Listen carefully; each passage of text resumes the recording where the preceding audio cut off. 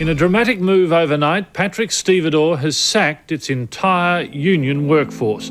We're talking about here in Australia, a civilised society, and we do this to ourselves? You're kidding me, aren't you? The union movement is essential to democracy. If you want to oppress a society, kill the unions first. They went out to destroy the trade union movement. We would fight, and we're not stupid. We don't fight dumb, you know. We would fight smart. It was like a David and Goliath struggle, wasn't it, really?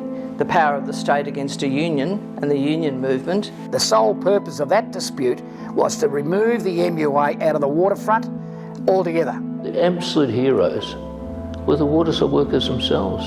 The MUA dispute forged a generation of trade unionists. I'm one of them, absolutely. Like, it made us into steel. John Coombs, he had what he called a deep throat. We got a leak. John Coombs got a phone call from someone who said, you know, I'm your friend number one. Coombs, he rang me and he said, are you using an analogue phone? I said, no. He said, well, you better go and get one. We could be getting taped. He said, Cole, do you know where Etamuga Hotel is? I said, yeah, I know where it is. There'll be someone who'll contact you there and give you some papers. Probably 15 minutes out, John Coombs rings me again. He says, listen, Cole, no heroics. These blokes are trained killers. Well, I shit myself. Well, I didn't feel like James Bond, but I thought I was in a bystander in a James Bond movie. One guy sort of lifted a briefcase open and just showed us he had a gun inside, and just to let us know, you know, this was a heavy thing. Well, for me, the dispute began when John Coombs approached me in modestly dramatic and somewhat clandestine circumstances. And he had a list of the names of people who were associated with this venture. And I was able to confirm to him, yes, I recognise a number of them as ex-military from the time that I was in the Department of Defence.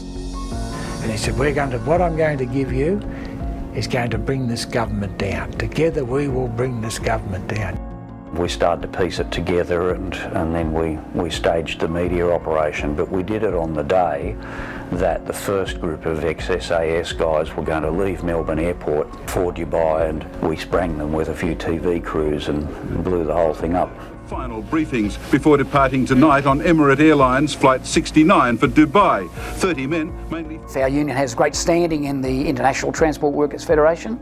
Both John and David Cockcroft went to Dubai. They went and seen the Enmar or Sultan or whatever he was, and John Coombs relayed this to me, that Cockcroft, who's quite the British gentleman, just leant across the table and said, if you don't get these Australian soldiers out of Dubai, we will shut Dubai down. They gave them 24 hours to get out. The SAS guys, they wanted their payout, and they went and stiffed Corrigan and said, where's the money, thanks? And when he said, well, you know, we're back to the drawing board here a bit, so you can just sit and wait, they really got the shits. And that's when they contacted John Coombs and I directly and said, you know, you want to know what's going on here? We're able to tell you what's going on. Car come past, parcel went in the window and off they went. And I thought, oh, this is just like something out of Get Smart, you know. I was sort of quivering on the inside a bit. What I can tell you is that I knew nothing of this until I heard about it yesterday. I knew absolutely nothing about it. Ministers denied any knowledge of the matter. I'm not aware of it at all. Though the Prime Minister refused to condemn the idea. A total of up to 70 men will spend... It was the start of the waterfront dispute. It was just the damning evidence, because the evidence was credit cards supplied to people being trained, the hotels they were to stay at, the days they were going to train, the things they were going to train for, a lot of detail. My father had contacts and says, get down here, we know something's on. Over the fence they come, the dogs and the blokes in balaclavas, and the coppers weren't far behind them. Then you started to think, well, this is real. That's just what they can do to you in a workplace, is just march someone in and push you straight out the gate. It was like a paramilitary operation. That's how I describe it. The country had never seen anything like it. Oh, they were savage. I remember going up into the mess room to see if there's any blokes up there, and this bloke's got an aggressive dog, you know, trying to chew me ass. You know, I said, mate, I'll kick that dog. He said, you kick that dog, it'll kill you, mate. Well, if I'm trespassing, I've been trespassing 30 years. The docks around the country, wharfies were locked out. Their non-union replacements had moved in. One thing you never did was roll over and walk back through the gate. You don't scab, that doesn't fix a thing. Not one worker accepted the redundancy that was on offer, not one. Maritime union members have been offered special redundancy packages. Can you imagine you get a cheque for 180,000 or 200,000, a lot of money, and yet not one waterside worker accepts it. And if we give you a bit of Henry Lawson to take home, may the Lord above send down a dove with wings as sharp as razors. To slit the throats of low-down scabs who cut down workers' wages. You don't believe the people of Australia understand the Minister for Mass Sackings, Peter Reef.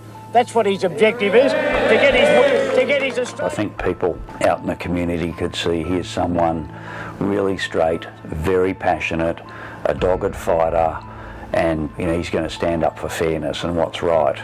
There's Chris Corrigan, the investment banker, cooking up schemes to terminate his workforce, conniving with John Howard. They were the baddies, and John quickly made sure that the union was the goodies. Had a big impact. Good morning to you. Good morning, Steve. The Prime Minister and his... I remember thinking, here we have this old gentlemanly fella, John Coombs, but I was expecting a big tough union presence. And on the screens every night you'd see this genteel old bloke telling us why wharfies deserved a fair go. John Coombs, thanks for your time. Thank you, Steve. Probably in about February 1998, I think community opinion was about 86% against the union. By the time we got into April, that had completely turned around to about 80% in our favour. On April the 7th, 1,400 plus workers were summarily and illegally dismissed from their jobs. I thought the leadership was actually on fire, to be honest, because we knew what was going on. We've seen them on the media. We had releases and that down on the picket line virtually every day or every other day. They're unsure of where the police will be coming through, I remember Joan Kerner was there. There were a lot of people and community people who answered the call. We said, look, we think this could be the night. I can remember the sound of helicopters in the air. This copper who was in charge of them all, he read out the riot act. If you don't move, we're going to move you. The CFMEU come down from the back of them, and this wasn't planned.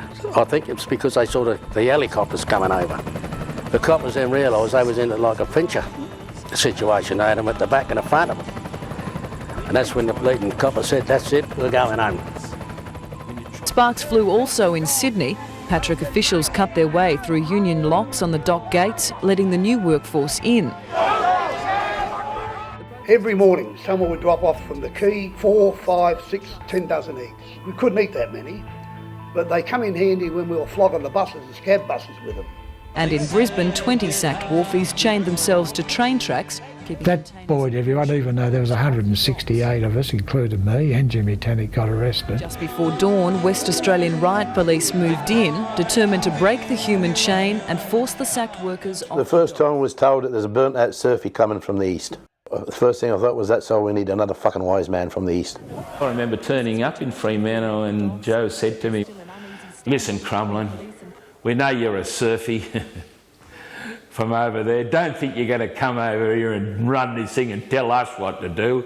And that was the first time I met Crumlin, and proud to say he's a good friend of mine ever since. And let me tell you, we didn't fall. Not one truck went through. MUA, here to stay. They are not security, they are riot squad. The discipline showed by the older members taught us blokes now that, yeah, that's how you run a picket. That's how you're successful. I think discipline played a great part in it. Out of all those weeks, not one MUA member scabbed. I seen my dad, he was 52 at the time, and everything he'd worked for over, well, at that stage he'd been there 31 years, was going to potentially just going to go super the whole lot.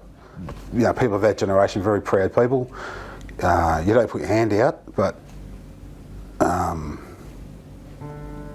yeah, I don't know how it felt. Excuse me, I don't know how it felt for my parents. Friends and family feeding them.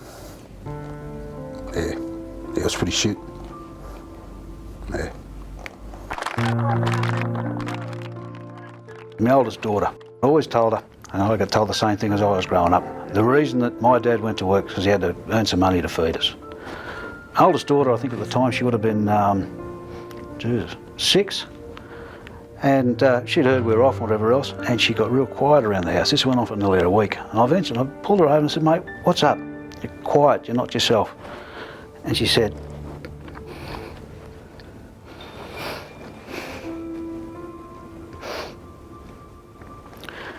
"Dad, you always told us you had to go to work to feed us. And if you don't go to work, we don't eat. You're not at work, Dad."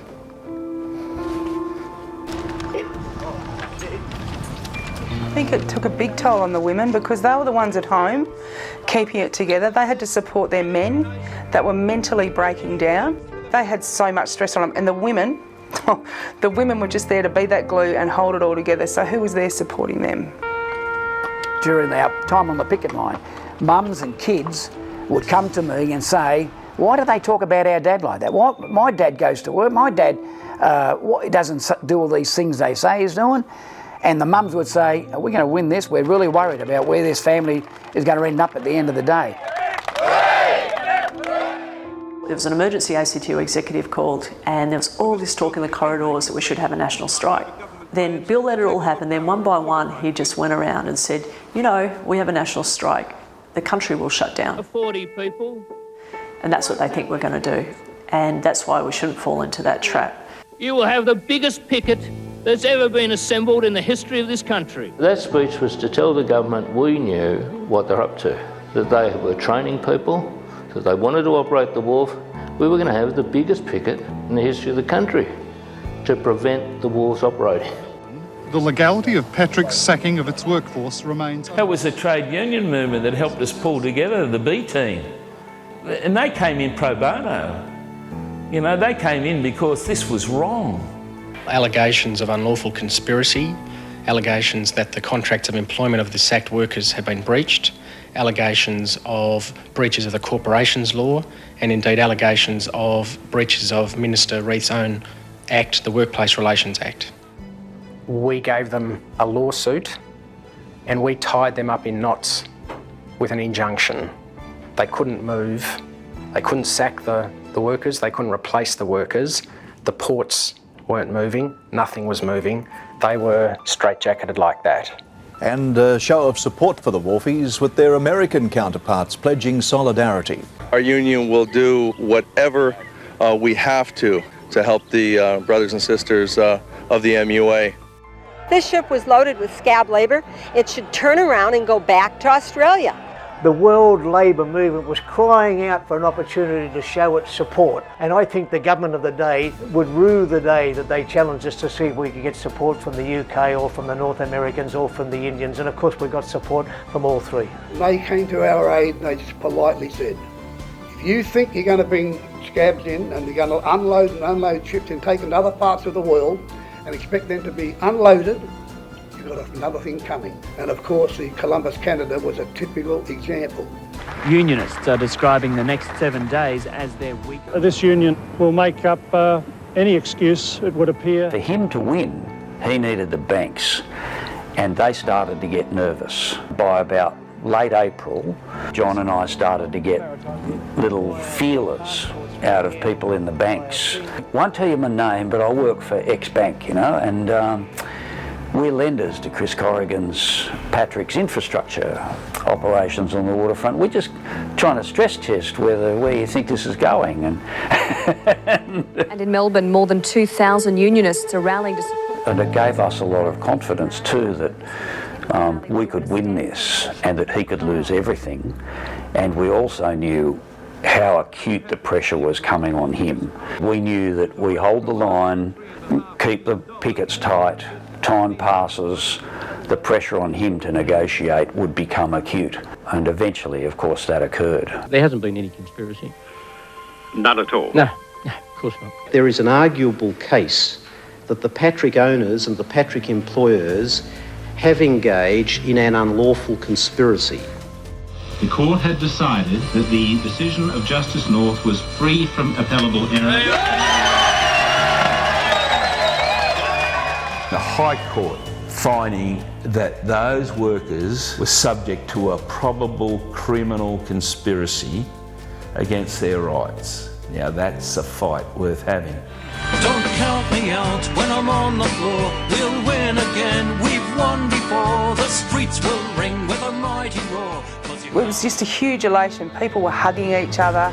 It was like we were heard. And at the end of the day, when that 6-1 victory came in, it was emphatic. It was huge. When we heard the decision, all us maritime lawyers looked at each other and said, "What the fuck does that mean?" Of course, it was affirmative. We won. I was standing there talking to my dad and my brother, and they said, "We've got to go. We're going back to work." It's a good day. They were told they would never go back to work. We were told that that would never happen, and it did happen. And so when they went back to work, it was a very important lesson. The rich and powerful will do things to you and tell you you'll never win, but they did win. Today we've had the first set of victory. I can tell you there's no turning back now. We will defeat the blunters. We belong to the Union. Today's a great day for the union movement. A great day. The time has come for the Industrial Relations Minister to ride into the sunset. We're here for work, mate. We've got a shift here of 15. He got to the gates and the exact words he said was, "Open the gates, we've turned to for our shift." That's the exact words he used. These security buffheads have been kept as I looked at them, opened the gates, Paddy walked through with the 10 wharfies, and I've never forgotten that feeling. He was a magnificent leader, and out of that dispute came Crumlin and Kane.